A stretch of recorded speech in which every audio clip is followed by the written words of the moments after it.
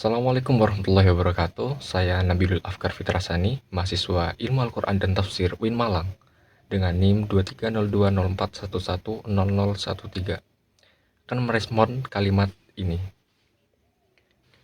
Dalam buku pengantar metodologi penelitian hadis tematik ditegaskan bahwa kajian sanad dan takhrij menjadi salah satu bagian paling fundamental alias bagian paling mendasar dalam proses kajian hadis secara tematik.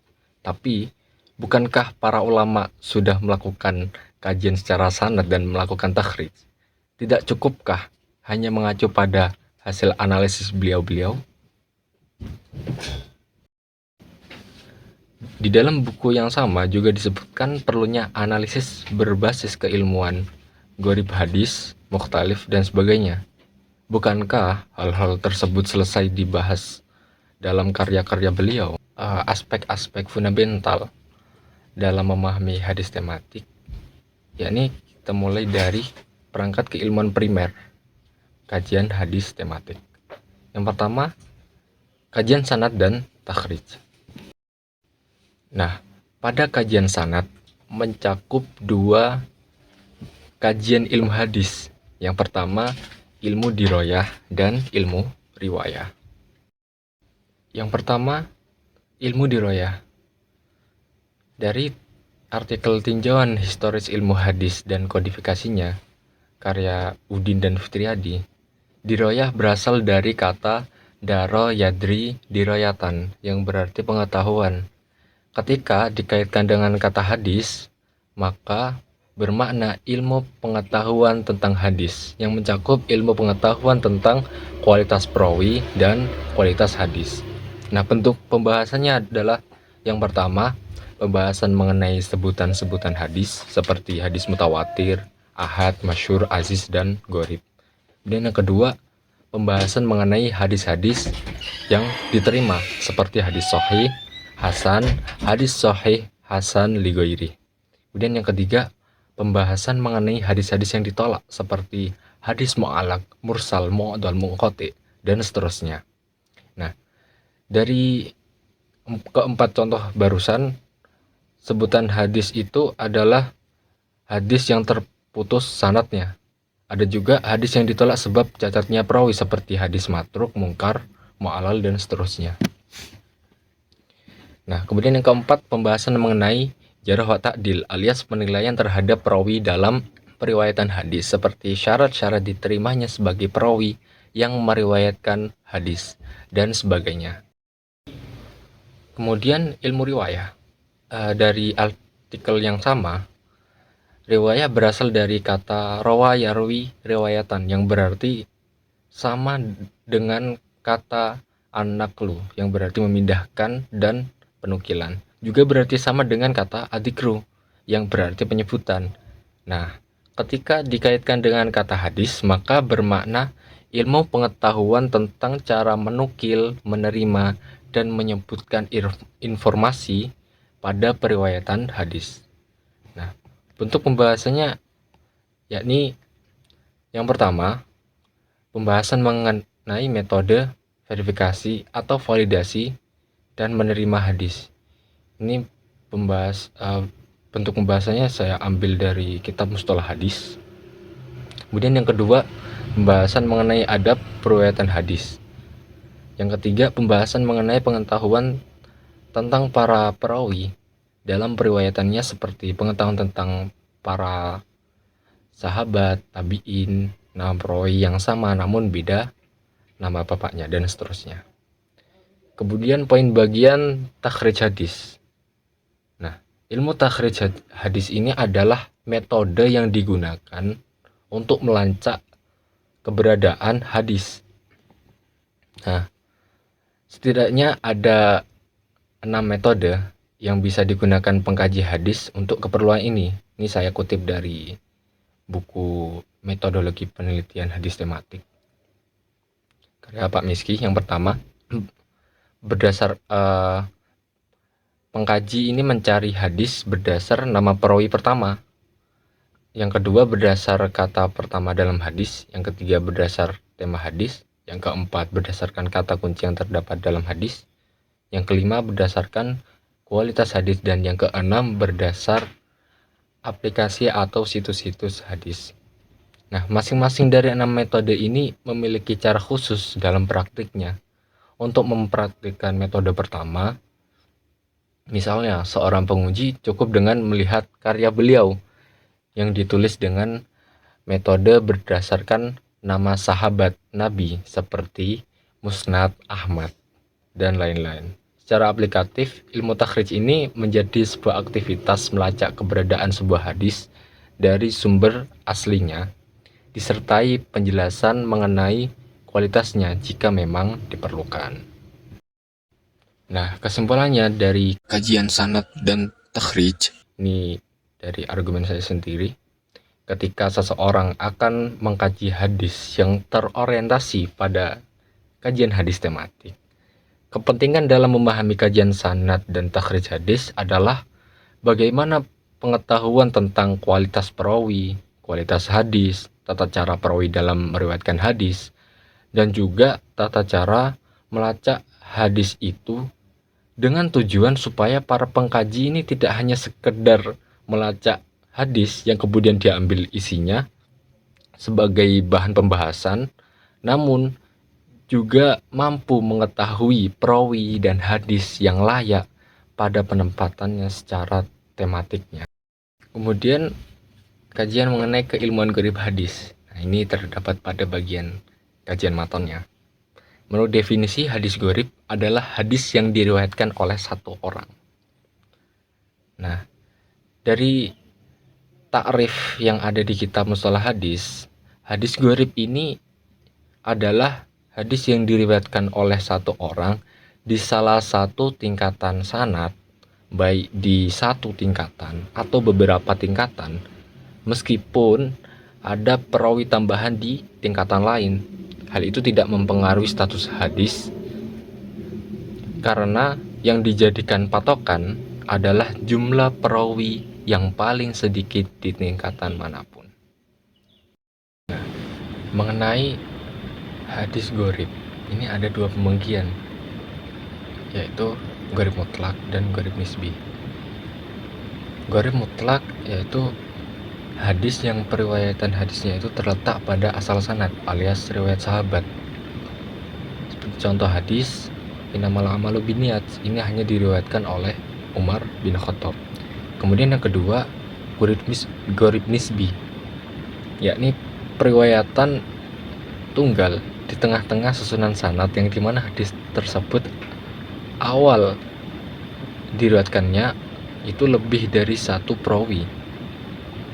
Nah, contoh hadisnya yang diriwayatkan oleh Malik,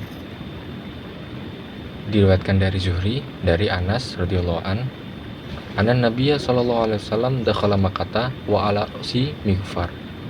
Nah, hadis gharibnya periwayatan yang tunggalnya itu terdapat pada Malik yang meriwayatkan dari Zuhri. Nah, biasanya orang-orang itu bukan meriwayatkan dari Zuhri, tapi dari perawi yang lain.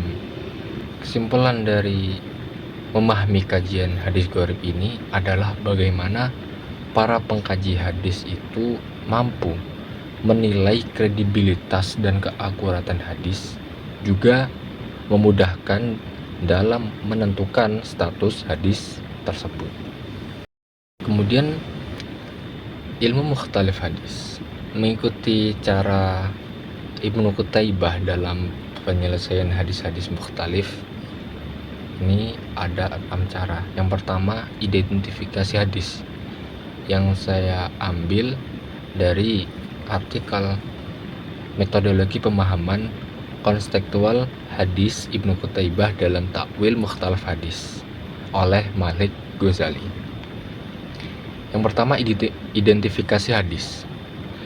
Ibnu Qutaibah mau menerima hadis ketika hadis itu sudah berstatus sahih dan hasan. Jika bukan hadis, maka beliau menolaknya. Hal tersebut bisa dilihat ketika beliau membahas tentang hadis tasbih alias perumpamaan, bahwa semua tangan Allah itu adalah kanan, yang dimana menurut kaum Mu'tazilah itu bertentangan dengan logika. Sebab ketika tangan yang dimaksud adalah anggota badan yang seharusnya tangan itu sepasang kanan kiri, sehingga kaum Mu'tazilah menolak adanya hadis itu. Sedangkan menurut Qutaibah, hadis tersebut tidak bertentangan dengan akal, sebab makna dari kanan adalah kesempurnaan, karena tangan kiri selalu berarti berkurang dari tangan kanan dari sisi kekuatan. Qutaibah berdalih bahwa orang Arab menyukai tangan kanan sebab berarti kanan adalah kesempurnaan sedangkan kiri adalah kekurangan. Juga bisa dipahami Allah itu memberi dengan kedua tangannya, yang dimana tangan pemberi identik dengan tangan kanan. Kemudian yang kedua, melihat asbabul urut bila ditemukan. Contoh hadis, larangan Nabi Muhammad mencela kaum Dahr. Nah, sebab Allah Ta'ala adalah Ad-Dahr. Nah, saya kutip dari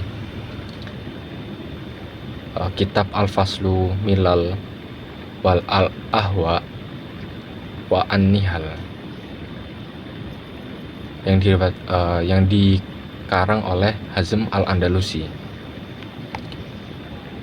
Kaum Dahr menurut Abu Muhammad itu adalah sebuah kaum yang beragama Yahudi yang sangat condong kepada pemikiran yang menolak kehidupan setelah kematian, karena dalam Taurat mereka tidak ada sama sekali penyebutan tentang kebangkitan setelah mati atau balasan setelah mati. Ini adalah keyakinan kaum Dahriyah yang menganggap dunia ini abadi tanpa beban. Dari situ Ibnu Qutaibah menjelaskan bahwa hadis tersebut muncul sebab kebanyakan orang-orang jahiliyah adalah orang Dahriyah yang meyakini waktu adalah segalanya, sehingga keyakinan mereka bahwa hidup dan mati itu karena waktu. Nah, dari sinilah pentingnya mengetahui sebab adanya hadis untuk memahami isi hadis itu sendiri. Kemudian yang ketiga, ada mentakwil salah satu hadis yang bertentangan. Contoh tentang doa Nabi supaya dihidupkan dan dimatikan dalam keadaan miskin, yang bertentangan doa Nabi yang berlindung dari kefakiran. Nah, diksi miskin ini tidak melulu berarti kefakiran harta, sebab orang Arab sering menggunakan kata miskin yang diartikan sebagai ketawaduan alias rendah hati. Jadi hadis pertama ini tidak bertentangan dengan hadis yang kedua. Oleh karena itu, Nabi dalam doanya tidak mengatakan Allahumma ahyini faqiron. Nah, seperti itu. Perbedaannya dari diksi antara kata miskin dan fakir. Kemudian yang keempat, mentakwil terhadap dua hadis yang bertentangan. Contoh hadis, Nabi Muhammad bersabda, tiada adwa. Adwa itu penularan penyakit, dan tiada pula tirah, alias keyakinan pada nasib baik maupun buruk berdasar ketika seseorang melihat arah terbang burung ke kanan, maka itu sebagai penunjuk nasib baik, sedangkan arah terbang ke kiri sebagai tunjuk nasib buruk. Yang bertentangan dengan hadis Nabi tentang larangan kepada pengembala unta untuk menempatkan unta sehat dengan unta yang sakit kulit dalam satu kandang.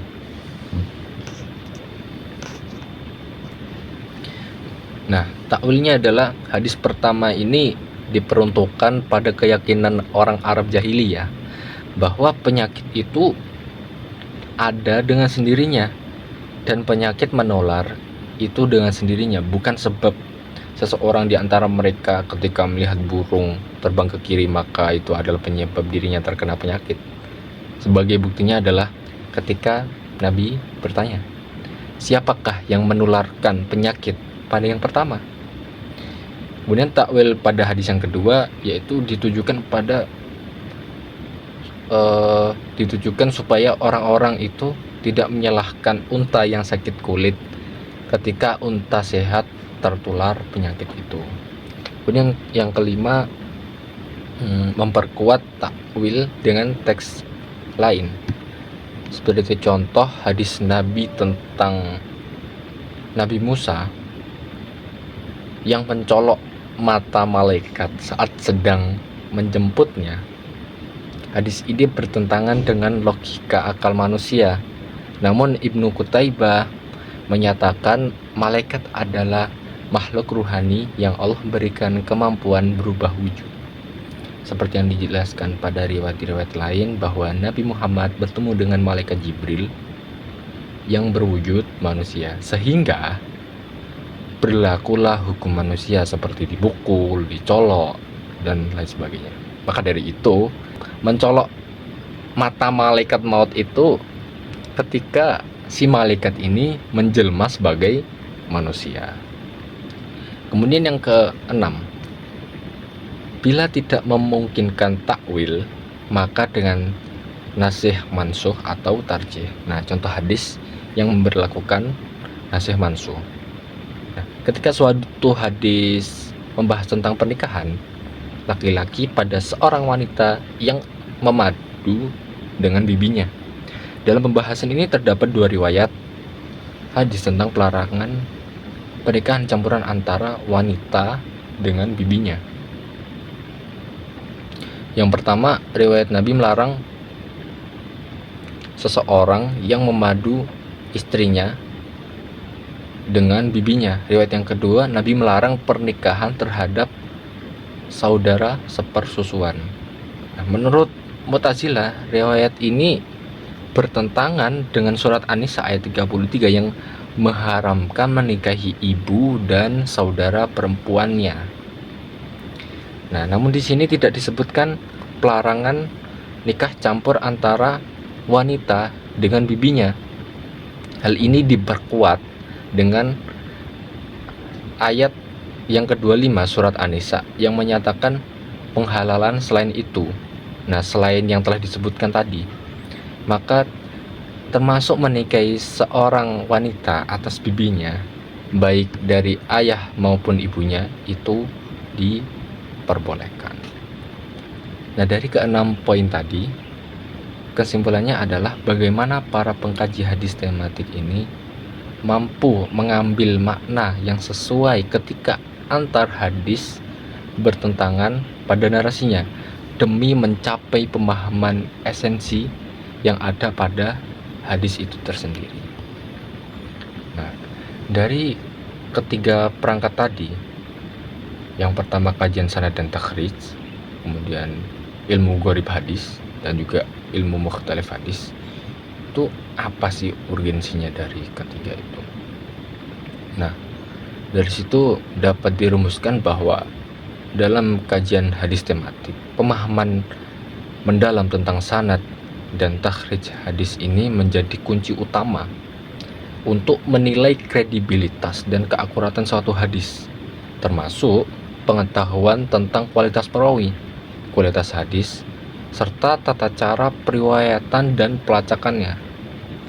Hal ini memungkinkan para pengkaji itu tidak hanya mengambil isi hadis sebagai bahan pembahasan, tetapi juga menempatkan hadis dan perawi yang layak secara tematiknya. Nah, dengan demikian para pengkaji itu dapat mengambil makna yang sesuai ketika menghadapi pertentangan narasi antar hadis, sehingga mencapai pemahaman esensi yang utuh dan komprehensif dari hadis tersebut. Sekian dari Nabilul Afkar Fitrasani tentang kajian sanad dan takhrij, ilmu gharib hadis, ilmu mukhtalaf. Wassalamualaikum warahmatullahi wabarakatuh.